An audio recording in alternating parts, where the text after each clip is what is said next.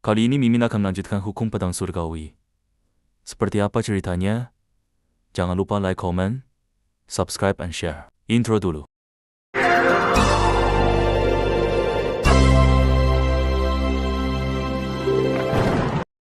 Dia memuji pengertiannya dan memerintahkan dia untuk memastikan bahwa dia tidak membuat malu keluarga.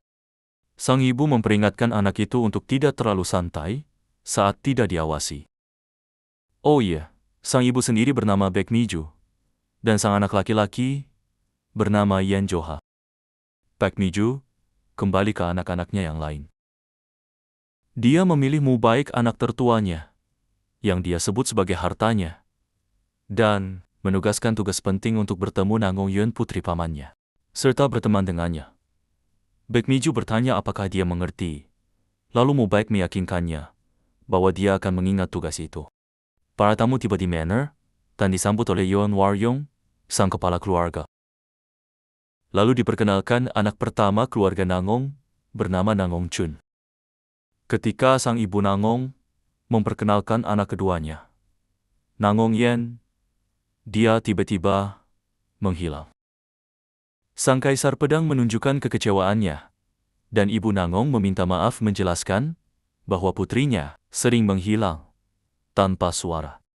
Baek Mi-ju menyebutkan bahwa anak keempat mereka juga menghilang dari waktu ke waktu dan tidak selalu muncul. Dia meminta suaminya untuk memperkenalkan dirinya dan anak-anak mereka. Yen memperkenalkan mereka. Istrinya bernama Baek Mi-ju. Baek Mi-ju mengajak mereka untuk segera masuk ke dalam dan beristirahat. Mereka pasti kelelahan akibat perjalanan panjang. Baek Mi-ju memberi isyarat kepada Mu-baik untuk menjelajah, mencari Nangong Yen, dan meninggalkan kesan mendalam padanya. Hari pun mulai gelap. Sementara itu Yeon Jo-ha duduk sendirian, tersembunyi dari pandangan semua orang, sambil melakukan hukuman.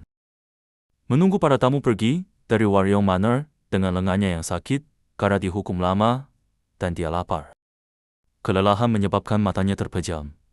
Tetapi dia berjuang melawan kelelahan, yang karena takut dihukum Baek Mi-ju. Pada akhirnya, dia tidak kuat dan jatuh ke tanah.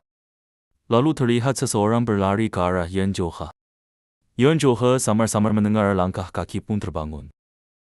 Sesosok tiba-tiba muncul di depannya. Yeon Jo-ha menjadi kaget dan segera bangun. Karena takut dipukuli, Jo-ha segera meminta maaf dan menyalahkan dirinya sendiri. Akan tetapi orang di depannya hanya diam. Jo-ha pun membuka matanya dan melihat ke depan.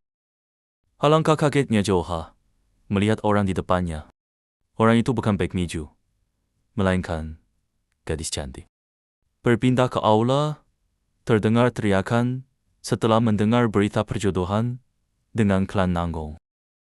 Baek Mi-ju berseru dengan gembira dan menyebutnya sebagai peristiwa penting bagi anak-anak mereka. Kaisar pedang menanyakan pendapat Yeon tentang menjadi besan mereka. Ia menyatakan terima kasih atas tawaran itu, tetapi menyarankan agar anak-anak mereka menentukan pernikahan mereka sendiri. Dan orang tua tidak boleh mencampuri setiap urusan kehidupan anak-anak mereka. Ketika mendengar percakapan tersebut, Baek Mi-ju menganggap hal tersebut tidak masuk akal dan menganggap bahwa sang suaminya menyesal menikahinya.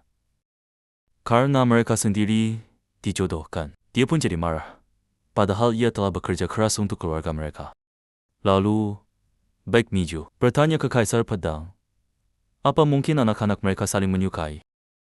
Dia menjawab dengan tegas, menyatakan bahwa mereka akan memiliki banyak kesempatan untuk mengenal satu sama lain dengan lebih baik. Baek Mi-ju kemudian meminta bantuan dari klan Nangong. Dia ingin mereka membimbing putranya Mu-baik. Kaisar Pedang memberitahunya bahwa klan Waryeong memiliki teknik advance sendiri dan mengatakan bahwa keputusan ini tidak dapat dibuat dengan mudah. Namun sebelum dia selesai berbicara, ia menyela dan mengungkapkan keinginannya sendiri untuk meminta bantuan dari klan Nangong. Kaisar menyetujuinya, tetapi mempertanyakan apakah itu benar-benar baik untuknya. Yan menjelaskan bahwa seni bela diri mereka tidak serumit yang dimiliki klan Nangong dan meyakinkannya bahwa Mu-baik telah menghafal teknik Nine Heaven Sword. Aku melihatmu menggunakan peningkatan jurus Nine Heaven Sword 6 tahun yang lalu, dan bertanya, "Apa kau berbohong?" Ia menjawab dengan mengakui bahwa dia saat ini tidak bisa mewariskan seni bela diri dan berjanji untuk menceritakan detailnya secara pribadi. Saat dia berbicara, dia mulai batuk darah dan jatuh ke tanah. Kaisar Pedang pun berteriak memanggil tabib.